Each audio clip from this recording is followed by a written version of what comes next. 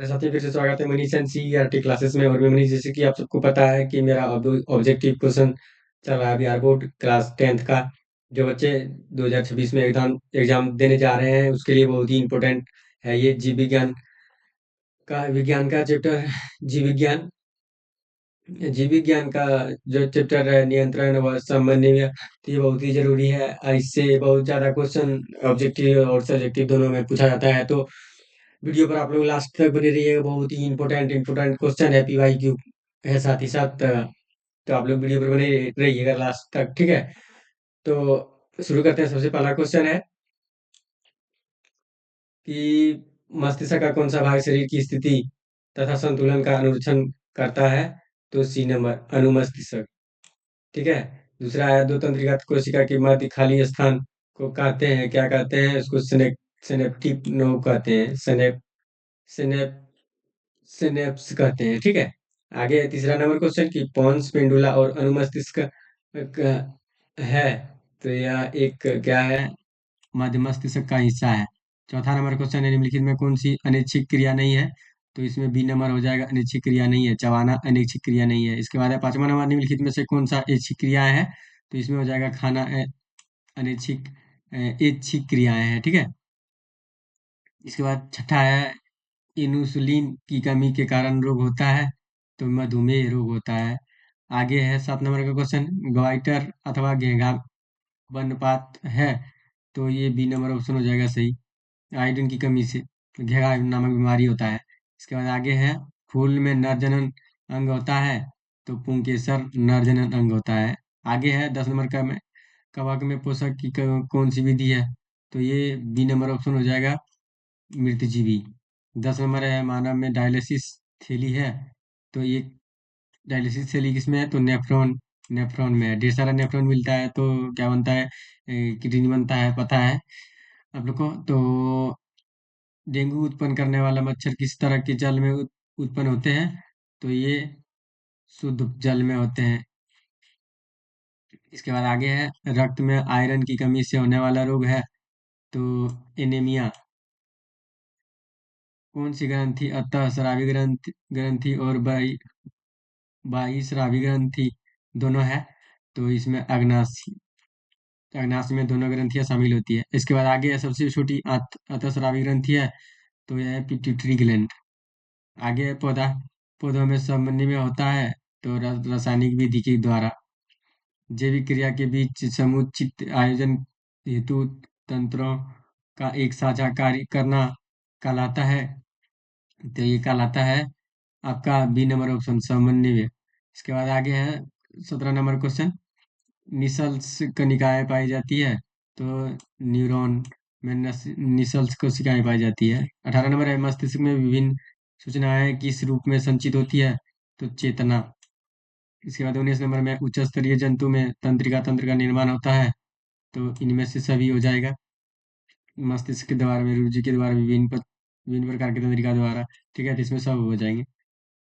20 number का question है रक्त में कैल्शियम की मात्रा का नियंत्रण निम्नांकित में किस अतःस्रावी ग्रंथि द्वारा होता है?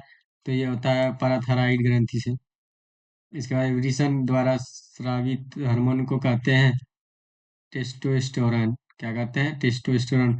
इसके बाद आगे है 22 नंबर में निम्नांकित में फाइटो हार्मोन्स में किस फल पकाने वाला हार्मोन हार्मोन होता है? तो इसका बी नंबर ऑप्शन सही हो जाएगा। इसके बाद आया न्यूरॉन। यहाँ थोड़ा सा देखिएगा मिस्टेक हो गया है, ये ऊपर रहता है बी नीचे रहता है, तो ये आप लोग ध्यान में रखिए, थोड़ा उल्टा टाइपिंग हो गया, हम खुद ही किए। ठीक है, तो 30 नंबर का क्वेश्चन हो जाएगा न्यूरॉन के किस भाग में संवेदना का विद्युत आवेश में परिवर्तन जाता है होता है? तो ये साइटोन हो जाएगा। 24 नंबर में है कलियों की वृद्धि और बीजों के अंकुरन को रोकने वाला हार्मोन को क्या कहते हैं? एबिसिसिक एसिड।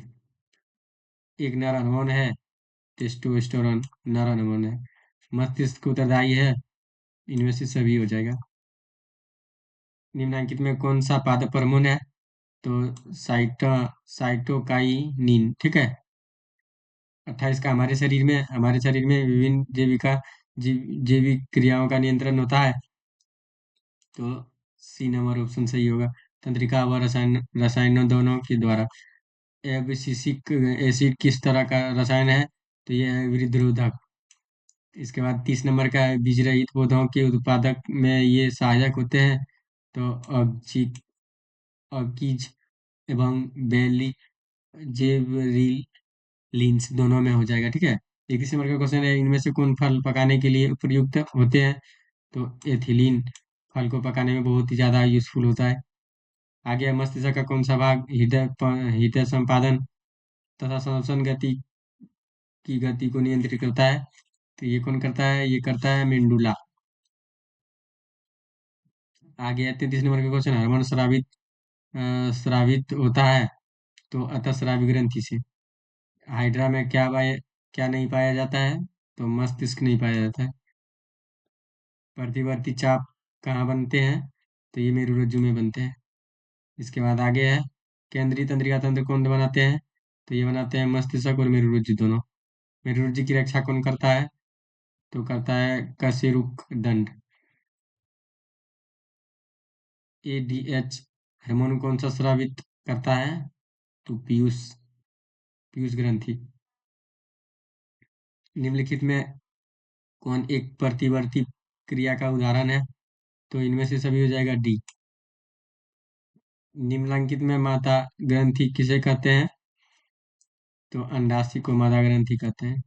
41 का है, कोशिका विभाजन एवं कोशिका दीर्घन द्वारा तने की वृद्धि में सहायक हार्मोन है। तो डी नंबर हो जाएगा, इसमें भी सही सभी हो जाएंगे। जब पौधों पर प्रकाश पड़ता है तो ऑक्सीजन का विसरण परारोह के किस भाग की ओर होता है? तो छाया वाले भाग की ओर होता है।